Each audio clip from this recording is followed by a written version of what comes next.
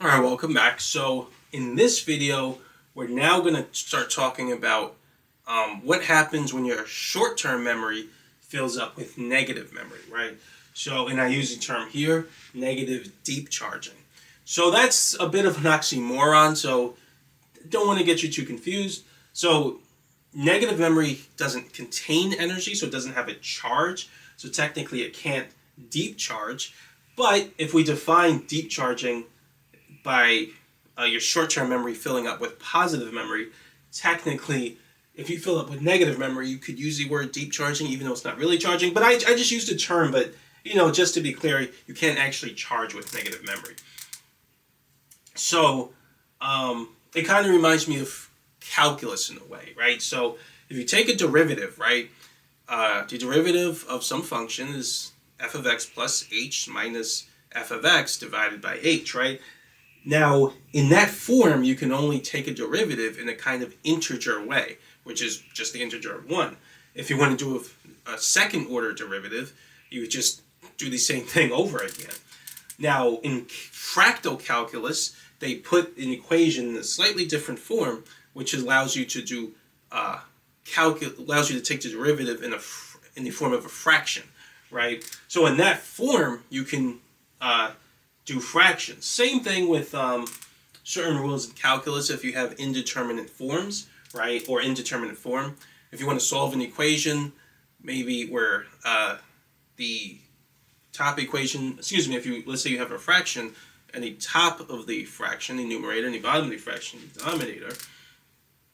Let's say you want to take the derivative or find out what the limit is. Actually, not derivative. In calculus 1, you're just generally finding the limit, right? And if it can be in a form where you can't determine the limit, because if you just insert the value of x, generally blows both the numerator and the denominator go to infinity. So you have to put it in another form to find out what it actually converges to. I think that's called L'Hopital's rule, something like that. But anyway, this is not important, right? That's just kind of how I think of it. So if we talk about deep charging in terms of filling negative memory, then it allows you to talk about charging negative memory. But no, none of this is important. This is just things I think about. So getting back to this, so we've been talking about how your short-term memory, we've mainly been talking about filling your short-term memory with positive memory. And we've been talking about the effect of that because positive memory contains energy and that impacts your mood. Or if it's in your long-term memory, it doesn't impact your mood, but it still contains a little bit of energy when it switches to an active state, which can help you generally with some form of performance, right? But what happens when your short-term memory fills with negative memory, right? I don't really care much about negative memory in the long term. Actually, we are going to talk about that a little bit too. But what happens when your short-term memory fills with negative memory instead of positive memory? We haven't really discussed that. So, and just this first point here basically says it's possible to happen. So short-term memory can become filled with negative memory. That is possible, right? And that does happen. So how do you fill it up with negative memory? Well, your subconscious favors its ground state. So you don't have to do much to fill it up with negative memory. You don't have to go out of your way to do much of anything. It fills up with negative memory simply when you don't spend enough time doing things in a transcendental state. So as this second point says, your short-term memory fills up with negative memory, and this occurs when you spend too much time in a normal state of awareness. So remember what I said, transcendental states are intermittent, right? You can only stay in them for a few seconds. Now, if you keep going in and out of them while focused on some particular subject, that subject will develop positive memory. So even though a few seconds doesn't sound like a lot, right, that's certainly enough time to continuously build positive memory, especially when something's new and no negative memory has really built up yet. That the amount of charge your positive, or I should say, how positive your positive memory is able to become just by continuously focusing on something in a transcendental state for a few seconds is enough to develop a good amount of energy so that you actually feel it, right? And that's what happens when you experience new things, right? Like new songs or a new movie or a new relationship, right? But you can only stay in it for a few seconds. And so the majority of your time you're spending in a normal state of awareness, right? Which is where subconscious entropy comes from, right? And eventually you're going to build up so much negative memory to something you're focused on that suppresses your ability to enter a transcendental state. Now, if you just keep focusing on things that basically, if you're not producing intention in such a way that causes your subconscious to charge, which we'll talk about in the next chapter, or you're not focused on new things where you don't have to do much of anything to charge, right? Then you're not going to develop much positive memory in your short-term memory because you're not focusing on things that cause you to enter a transcendental state and make some memory related to some subject very, very positive, right? So for that is just an example of putting that in layman's terms. Let's say you constantly focus on things that are old to you, right? So when people focus on things that are old to them, right, what do? They generally seek some new experience, right? So if your music library is full of songs that are all old, you generally look for new songs, right? So when you look for new songs, you feel more emotion again. When you feel more emotion, the moment you stop thinking of it, it switches to a passive state and goes to your short-term memory, right? And that memory adds to your mood. And you do that every day, pretty much all day, right? I won't say all day, but you pretty much do it to some degree every day, right? You're experiencing either new things or you're producing intention in a way that causes your subconscious to charge.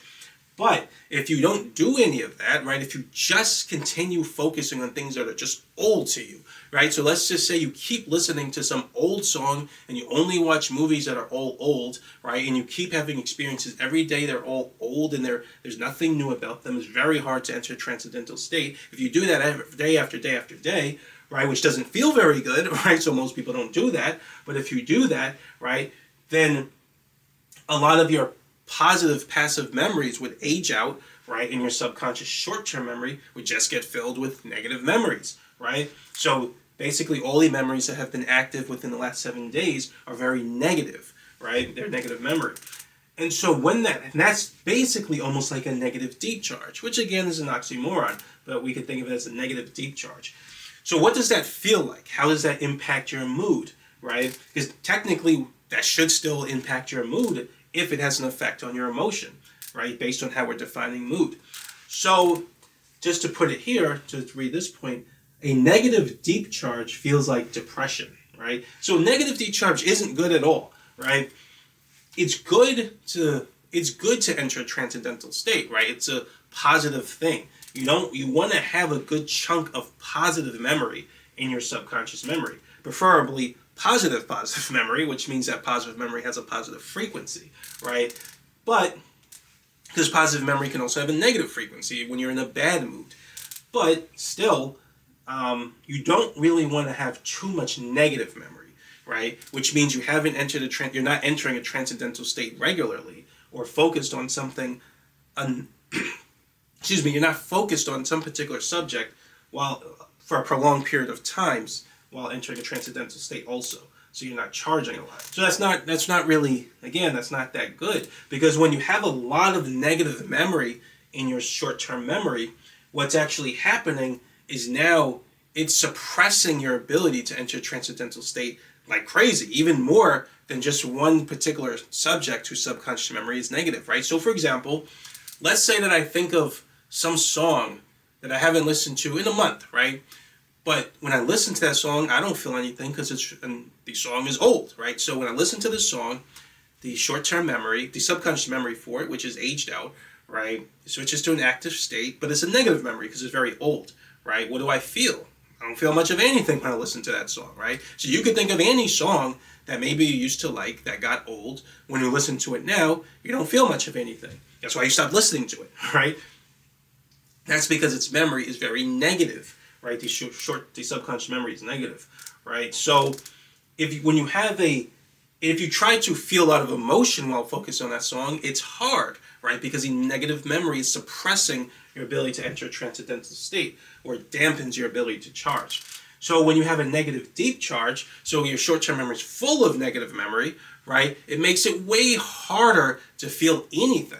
Right? So you may not have noticed this because most people avoid this, right? But if you continuously focus on things that are old to you and avoid focusing on things that are new, right? Or adjusting your intentions in a way that charges energy while focused on something that's old. If you continue to avoid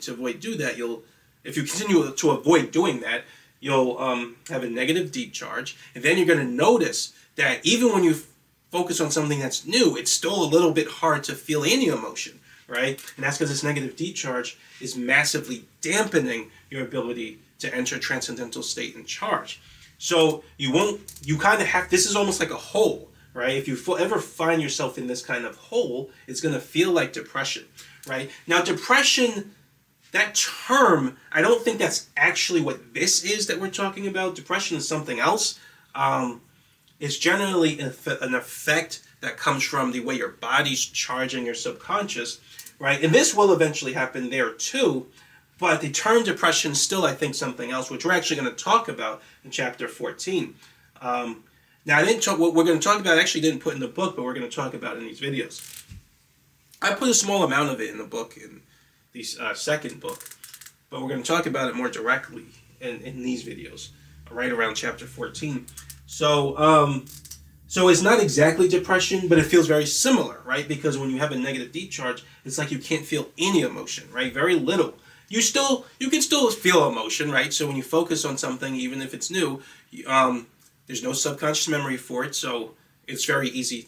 I won't say it's easy to charge in this case, but you can charge it. But what you're going to notice is that it doesn't charge as easily as new things usually are able to charge. And that's because it's being weighed down by your negative deep charge. So you don't want to be in this state. Negative deep charges make it much harder for you to feel emotion, right? And it's going to take a while to get out of this hole. What you would have to do is keep focusing on new things, or keep adjusting your intention while focused on something, even if it's old, in a way that causes positive memory to build.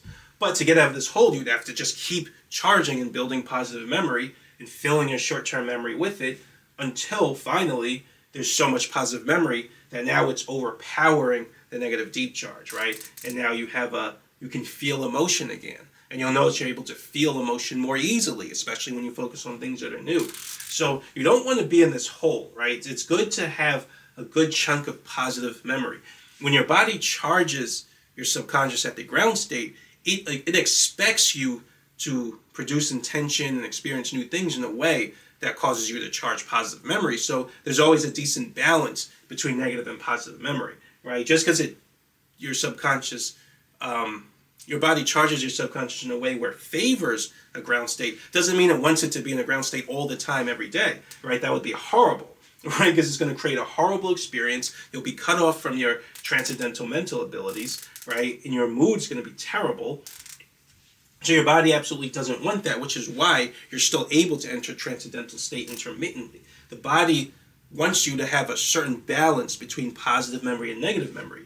And if it didn't charge positive to ground state at all, right, which you sometimes actually see that, I believe, with certain people that have disabilities, right? So if their mind's too in motion, right, it's not stabilized, part of it's because their body isn't charging the ground state very much. Now, someone in that state would be able to experience a lot of emotion, right? And you kind of see that with people who are, I think, mentally ill is, the word to use for it, but some people have a mental illness. You'll notice that their kind of mind is always going off, right? And they're very emotional. They might start yelling randomly at the wall or something, but they're in a very emotional state. It's because their body isn't keeping their subconscious at the ground state very much. So they charge too much positive memory. Now, too much positive memory is also bad for reasons we talked about before.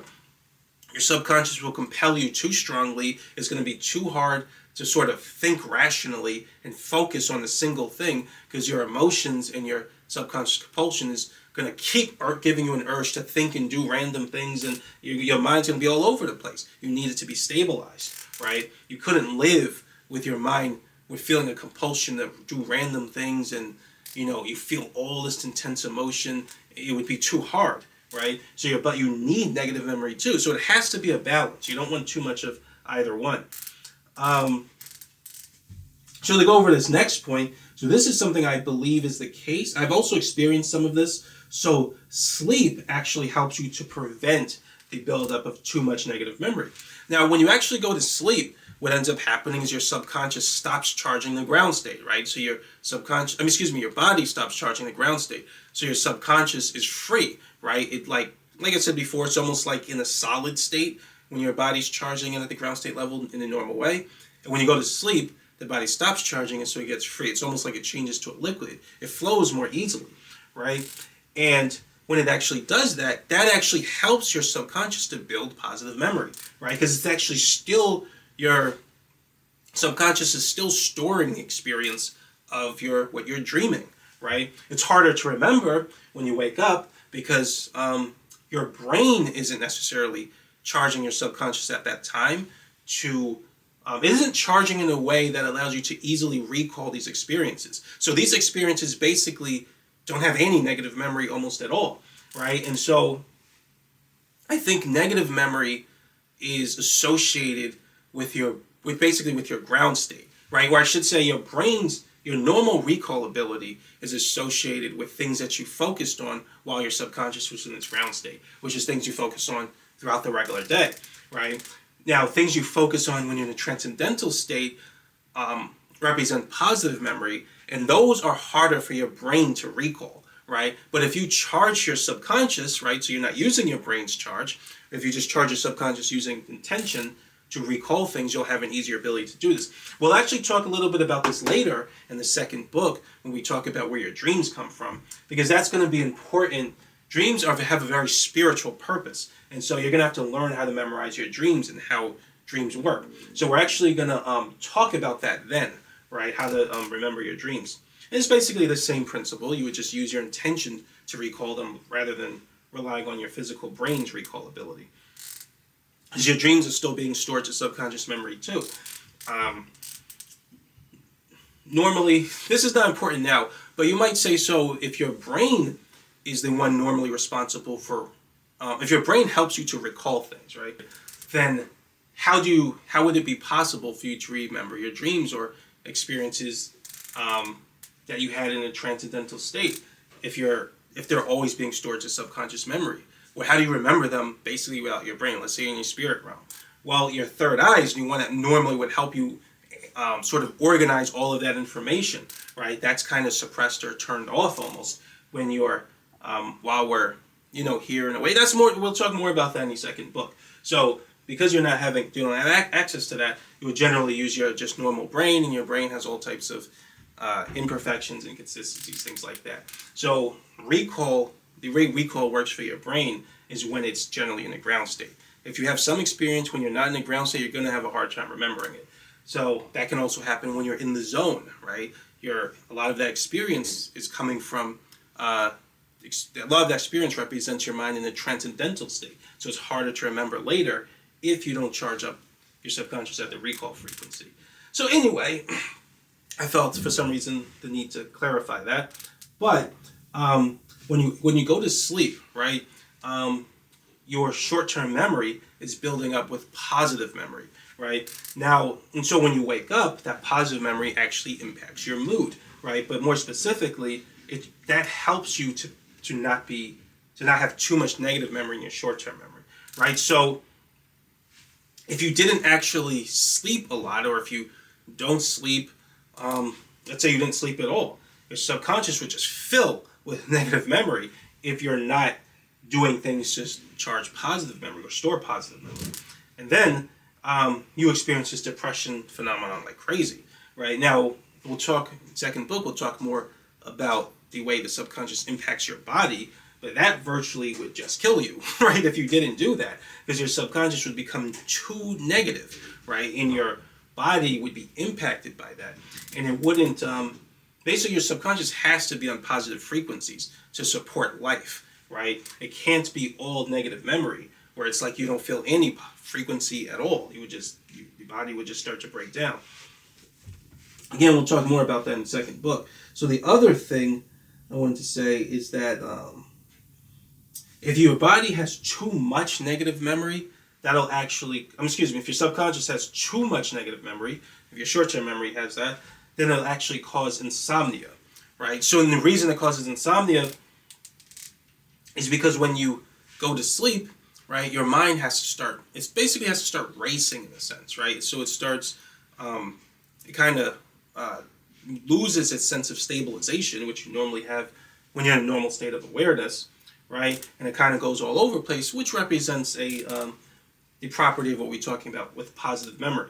So when your subconscious stops charging the ground state, if its subconscious memory is already very negative, then even without the ground state charge, right? So coming from the body, that negative memory is still there, suppressing your subconscious mind's ability to have the properties that it has when it's in an excited state. So it's like it's almost still like it's in the ground state even after your body stopped charging it. That makes it harder for you to sleep. So you'll notice when you're in this sort of emotional state, if this happens to you, you're also going to notice you have trouble sleeping, right? And that's because of this effect. So sleep helps to prevent the buildup of negative memory.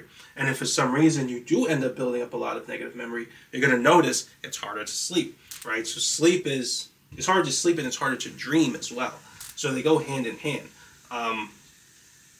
Even me, right? So when I've always had the ability to dream for the most part, never really had a problem with that. But I sometimes when I ask people about their dreams, they tell me like, "Oh, I don't dream." I've always find that shocking, right? Because I haven't experienced that. I haven't experienced that in years. But what I realized is that I constantly charge my energy all the time. So if your mood or your subconscious short-term memory is filled with positive memory, that favors sleeping and dreaming, right? If it's filled with negative memory, then it's harder to sleep and it's harder to dream, right? So it's not an exact rule, because I'm sure some people who don't charge their subconscious still dream, but I've noticed that there's at least a correlation between the two, right? So positive. If you have trouble dreaming, right? You should notice once you start charging your subconscious, you're gonna start dreaming all the time. One last thing here. Oh yeah, there's one exception I want to say.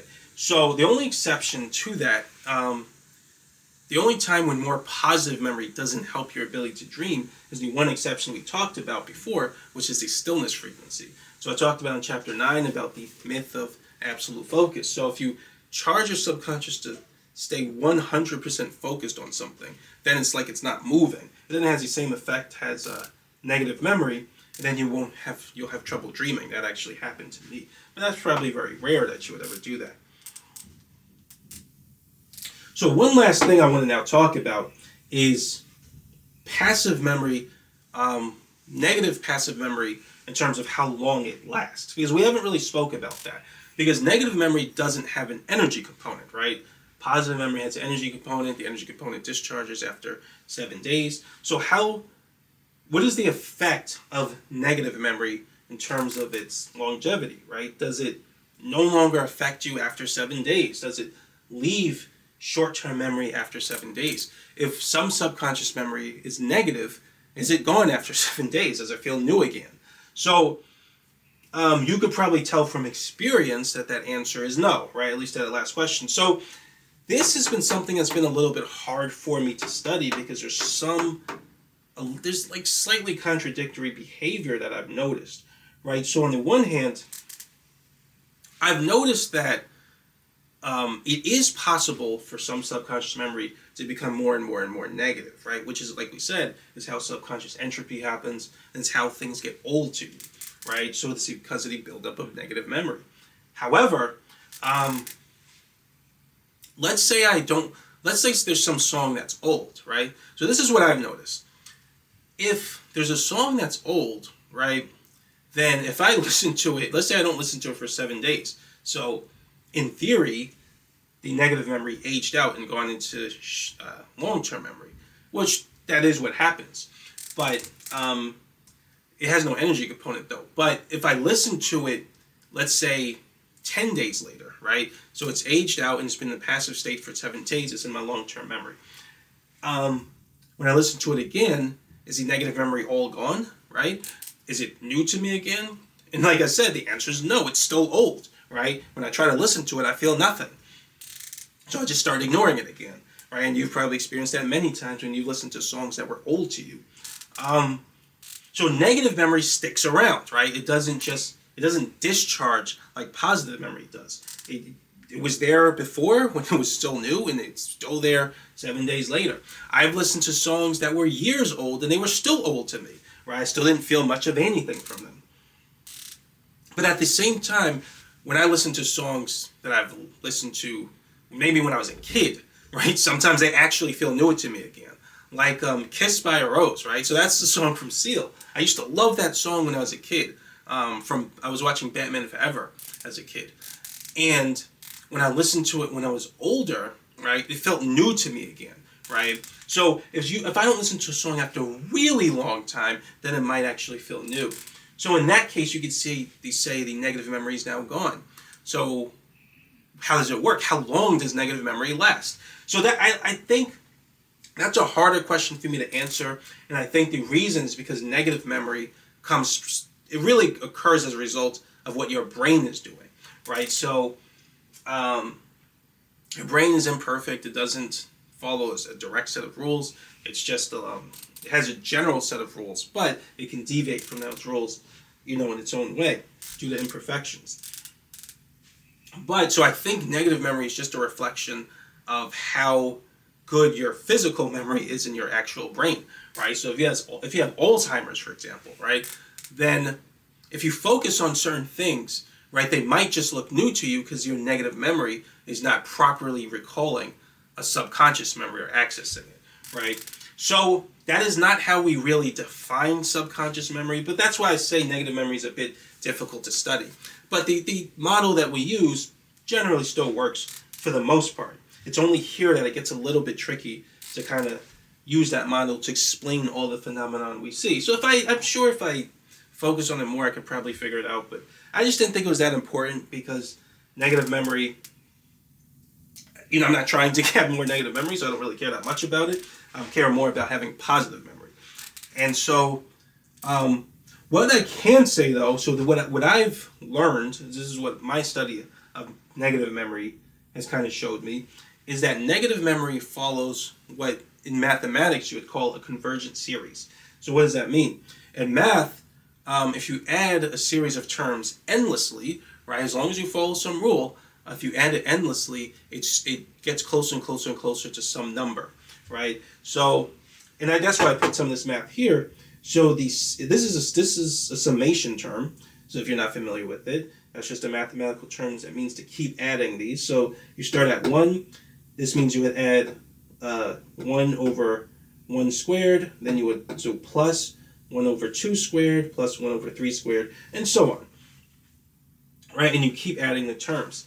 Now, if you take the sum of each term and graph it, which I think that's called the partial sums, it would look something like this. So this is some number. I forget what number it is.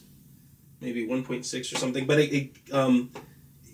the sums would keep getting closer and closer and closer to some number as you add them infinitely, right? So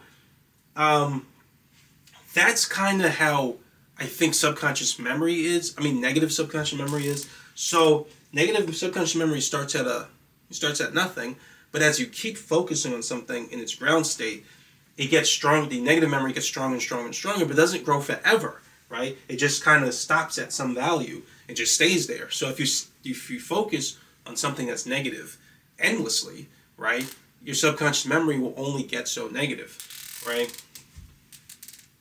But so that's how I think subconscious memory behaves. So if you focus on that memory, let's say years later, it might still be somewhere around there and just stay there. Right? And I don't think it actually ever goes beyond a certain level. Positive memory is different. It kind of grows endlessly, right? But negative memory doesn't. It grows until a certain point and then it just stops, right? But deep charging is different. So that's talking about multiple negative subconscious memory, or really this is talking about the absence of positive memory. So that's a little bit different from this. But like I said, I know some of it's a little contradictory. That's kind of what I put in the book too. But it's been a little hard for me to kind of study the behavior of negative memory in the long term and in the short term. But the model we're going to use is kind of what we've already been saying, is that if you focus on something for a long time, then it builds up negative memory, and that negative memory pretty much, what we're going to now presume is that negative memory pretty much stays at a certain place pretty much as long as your physical memory is able to still remember it. So that's why if you focus on something years later, it still feels old to you most of the time. right? So this is what another consequence of this is that new things are always going to feel different from things that are old, even if you charge your energy. So that's something I noticed too. So if I focus on a song, right, and I charge my subconscious in a way that makes the memory associated with the song more and more positive, then I'll feel a lot of emotion related to the song. However, it still won't feel exactly the same way it did when it was new, because when it was new, it had no negative memory. Now, when the song is old and I charge my subconscious to be entertained by it again, there's still negative memory. The positive memory is just now overpowering it, which the experience is almost the same as when it was new, but it's not quite the same. So that's something I noticed. So the experience is, even charging energy, the experience is never exactly the same as when it's new. And when you start charging energy, you're going to notice this. It still feels a little different, even though it's almost the same, right? And that's because you're going to feel some of the feeling of negative memory, even though you're very excited and you feel a lot of positive memory. So that's the behavior of negative memory. That's pretty much it for deep charging negative memory. In the next video, we're actually going to talk about something I forgot to mention before. We're going to talk about subconscious volatility, which that's just pretty much a definitional sort of term. So we're just going to set up a definition. I don't think we're going to talk about anything new, but that's going to help us talk about subconscious behavior when it's charged, especially in the next chapter. And then after that, we're going to talk about subjects and categories. And we're going to kind of have to focus on slightly geometric principles to analyze that. And then I think that'll be the end of the chapter, and then we'll go into chapter 11, where we actually talk about how to charge your subconscious, right? So, so yeah, that's it. So thanks for watching, and I'll see you next video.